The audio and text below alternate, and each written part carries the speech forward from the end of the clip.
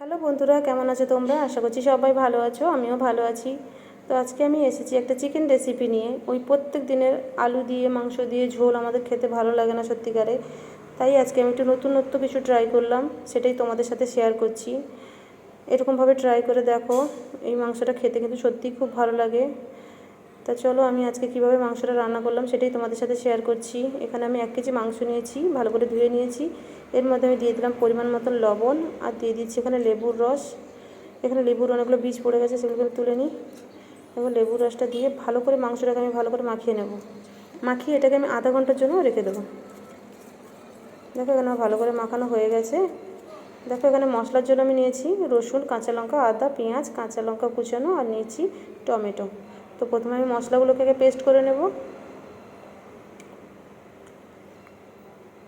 এর মধ্যে আমি রসুন, কাঁচা লঙ্কা, আদা সমস্ত কিছু একসাথে দিয়ে দেবো। এর মধ্যে আমি দিয়ে দেবো কিছুটা পরিমাণে ধনেপাতা।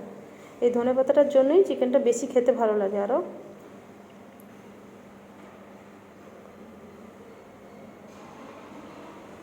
চলো এটাকে আমি পেস্ট করে নিই। এখানে আমি কড়া বসিয়ে দিয়েছি গ্যাসের মধ্যে, কড়াইটা গরম হয়ে গেছে।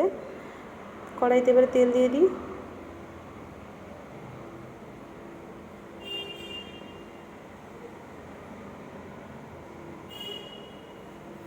এর মধ্যে দিয়ে দেবো একটু চিনি, দিয়ে দেবো গোটা গরম মশলা, দিয়ে দেবো এবার মাংসগুলো তেলের মধ্যে আমি ভালো করে ভেজে নেব।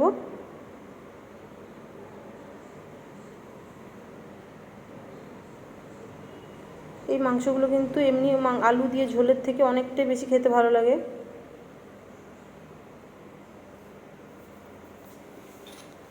মাংসগুলোকে এবার আমি ভালো করে ভেজে নেব এর মধ্যে। যদি ভালো লাগে তাহলে প্লিজ সবাই লাইক, কমেন্ট, শেয়ার করো।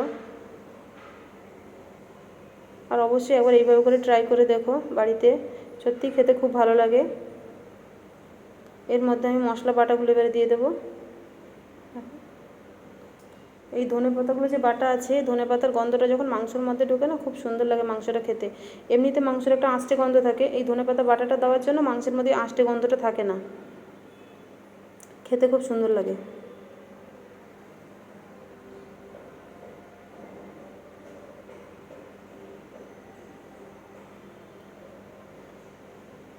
এটাকে ভালো করে মিশিয়ে নেব।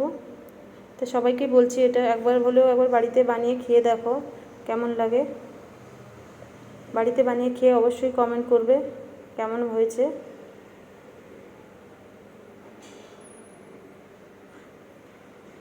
এর মধ্যে দিয়ে দিচ্ছি একটু লঙ্কার গুঁড়ো। এটাকে ভালো করে আবার মিশিয়ে নিচ্ছি। তোমরা কে কোথা থেকে আমার এই ভিডিওটা দেখছো প্লিজ কমেন্ট করে জানিও। এর মধ্যে দিয়ে দেবো কিছুটা টমেটো কুচানো। এই চিকেনটা কিন্তু রুটির সাথে আর পরোটার সাথে খেতে বেশি ভালো লাগে। এবার একটু চাপা দিয়ে দেবো এটাকে একটু সেদ্ধ হওয়ার জন্য। দেখো চাপাটা খুলে দেখছি অনেকটাই সেদ্ধ হয়ে গেছে। খুব বেশি একটু সেদ্ধ করা টমেটোগুলো দরকার নেই, চিকেনটা সেদ্ধ হলেই হবে। এর মধ্যে এবার দিয়ে দেবো কুচানো পেঁয়াজ আর কাঁচা লঙ্কা কুচানো।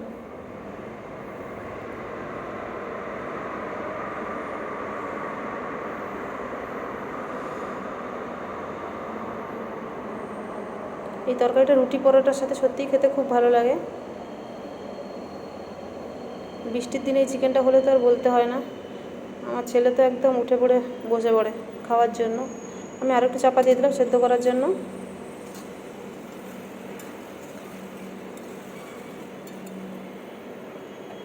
এবার এর মধ্যে দিয়ে দিচ্ছি হলুদ গুঁড়ো, ধনে গুঁড়ো, একটু জিরে গুঁড়ো, পরিমাণ মতন লবণ। ভালো করে মিশিয়ে নেব।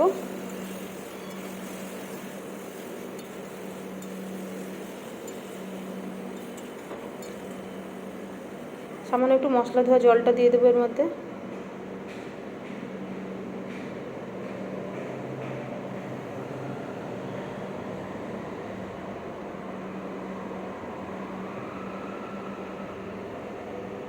এর মধ্যে সামান্য দিয়ে দিচ্ছি একটুখানি বাটার।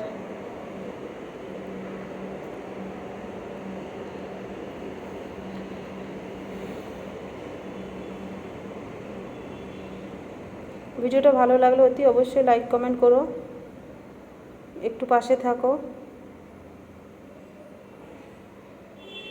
দেখো এইরকম অবস্থায় চিকেনটা যদি নামিয়ে নাও খেতে সত্যি খুব ভালো লাগে রুটির সাথে, পরোটার সাথে। যেহেতু আমি ভাত দিয়ে খাবো তাই আমি এর মধ্যে একটু জল দেবো।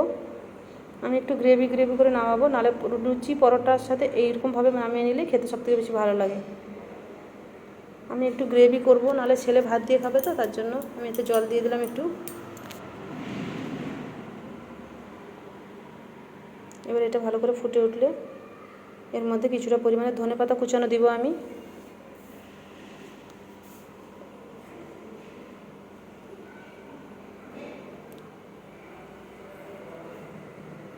তো রান্নাটা এখানে আমার হয়ে গেছে, আর একটু ফুটে উঠলে আমি নামিয়ে দেবো তরকারিটা।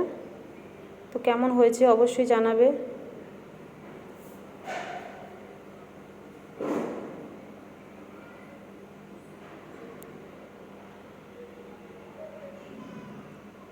দেখো রান্নাটা আমার কমপ্লিট, ঠিক আছে।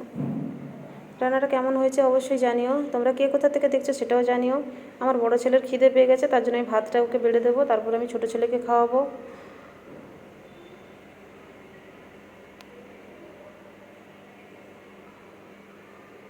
এখনকার মতন সবাইকে টাটা, বাই বাই। সবাই খুব ভালো থাকবে, পাশে থাকবে। ভিডিওটা এতক্ষণ ধৈর্য ধরে দেখার জন্য অনেক অনেক thank you. Tata, bye by.